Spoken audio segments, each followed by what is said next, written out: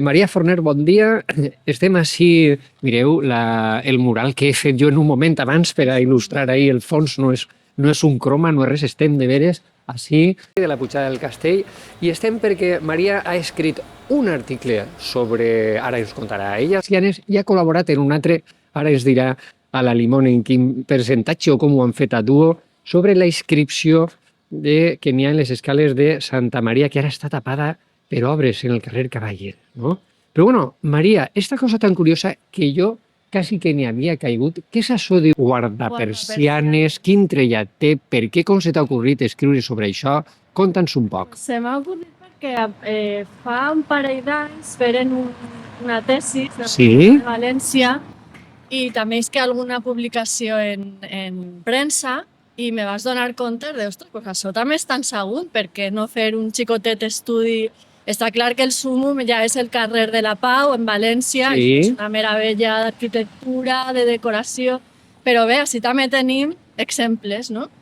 I aleshores m'he dedicat a fotografiar uns quants exemples. Però a veure, què és un guardapersianes? això, Tu conta'ns què un és? poc. Encara que jo heu de llegir l'article de Arce, clar, però de Maria Forner, però a veure, anem a visualitzar uno i ens contes a què serveix i què és un guardapersianes. Pues és un element que sorgeix per a ocultar el mecanisme de les persianes venecianes. Ah, què és una persiana veneciana, Maria? S'enrotllen. Sí, Que en una corda s'enrotllen dalt. sí. I aleshores és un element per a ocultar aquesta persiana quan està enrotllada a dalt. Uh-huh. I bé, és funcional, però al mateix temps s'aprofita per a decorar. I n'hi ha, per exemple, si veiem uno de metall, pues en uns motius vegetals, unes estreles, no? Parells.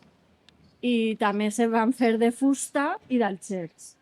Uh-huh. Aleshores, doncs bé, se pot fer un anàlisi estilístic, si un és més art déco, més modernista. Maria, en segon, n'hi ha una mostra significativa de guardapersianes o com? Esa imitació de València que va passar així o com? Sí, això és una capital de comarca, no? Aleshores, està clar, València ja és multiplicat per 1000, però bé, tenim exemples. Segurament Sí. s'hauran perdut molts, perquè en els 70 s'han van fer moltes finques i això actualment no se fa. Bueno, o sí que se fa, jo crec que he vist algun exemple ja en modern, Uh-huh. però bé, no és el tipus d'arquitectura que s'està fent ara. Però bé, i a més és algo molt d'esta zona Uh-huh. de València, perquè en Madrid no n'hi ha, en Màlaga no n'hi ha, o sigui que no m'atrevisc a dir exactament a on estan, però és algo nostre, podríem dir. Molt bé, jo vos invito a llegir l'article de guardapersianes de Maria, perquè allí posa, en les fotos posa les direccions de Sagunt on les podem trobar i fer com un itinerari ahí buscant-les, no? Sí, efectivament, per què no? Se pot fer un itinerari. Això, la veritat que és un exercici d'alçar el cap i mirar allò que normalment passa desapercebut i que paga la pena. Molt bé. Fixar-se. Maria, com estem molt propet, anem ara a veure el segon article que has escrit tu, en companyia de qui? De Palomar, Sí? que és un ja sobradament conegut, coneix molt bé l'església de Santa Maria, Sí? però en aquest cas hem fixat en un element que està en la banda de fora, que és una inscripció llatina, bueno, dos inscripcions llatines, Sí. en realitat, i que estan en molt mal estat de conservació, perquè estan en la intempèrie, això està molt brut, n'hi ha molt de tràfic. Uh-huh. Aleshores hem fet un estudi recopilant un poquet tots els estudiosos que les han traduït i les han escrit i hem llançat una miqueta una idea de possible restauració per a que la gent pugui conèixer Vale. millor aquest element i disfrutar-lo. Així tenim ara, han posat això de les obres, perquè el carrer Cavaller els tenim d'obres. Estan així darrere les inscripcions, ja vos les posaré jo ara, no? La de Boconio i Popília. Exacte. A veure, què fan en esta església, en l'església de Santa Maria, què fan dos inscripcions llatines de dos romans, no? Del Boconio i la seva dona, no? La Popília. Què fan així? Pues esta barana se fa, imaginem que en el segle XIV, quan se comença a fer l'església, el remat és barroc, no és el del segle XIV, però bé, suposem que a banda del remat sí que l'escala ja estaria per a poder accedir a esta porta que està en alt. Ajá. I són dos làpides que exactament no se sap on estaven. S'especula que en P3, en alguna villa que n'hi hauria per... Bueno, algun monument funerari, no ho sabem. I jo penso que les fiquen perquè són dos personatges importantíssims i se'ls dona així com una rellevància, no? Ajá. I què t'anava a dir? Veient que heu posat el text, les diferents versions, heu estudiat un poc ahir l'escriptura, heu donat les traduccions. Què té de curiós este Boconio Romanus i Popilia? A veure. Este Boconio realment és el pare. És el pare, no? Sí, perquè Vale. el Boconio que té el carrer dedicat, que Antonio Chabret va promoure que se'l dedicara a un carrer, realment no sabem que era molt important, que Plini, vamos, el considerava una persona de primera línia. Sí, s'escrivia cartes en ell, o se va escriure alguna carta en ell, no? Sí, però no sabem, realment no s'ha conservat l'obra i no sabem si va arribar a ser senador. N'hi ha una miqueta de misteri, però és un saguntí... De fet, és l'únic que Antonio Chabret li dedica un capítol. O sigui, el Boconio que tenim així és el pare del Boconio que s'escrivia cartes en Plini. Exacte, no? sí. Però este era un home important, que era el Magister Saliorum dels col·legis dels... No? Què era este home? Què podem saber d'ell? Hi ha un munt de càrrecs d'un vir, sí. Flamen, no? I aleshores, bé, és un exemple de l'elit, no? De l'elit d'aquella època i que ens pot servir per a... Bé, com un exemple real, no? Per a veure tots aquests càrrecs el que eren i el seu impacte. Vale. I, Maria, una cosa que m'arriba al cor és que jo he llegit en l'article, això és un spoiler, però bueno, no passa res, que n'hi ha gent, o en la processó, o el que sigui, que apaga ahir les torxes, que es troba ahir, i sa part negra en meitat de les inscripcions.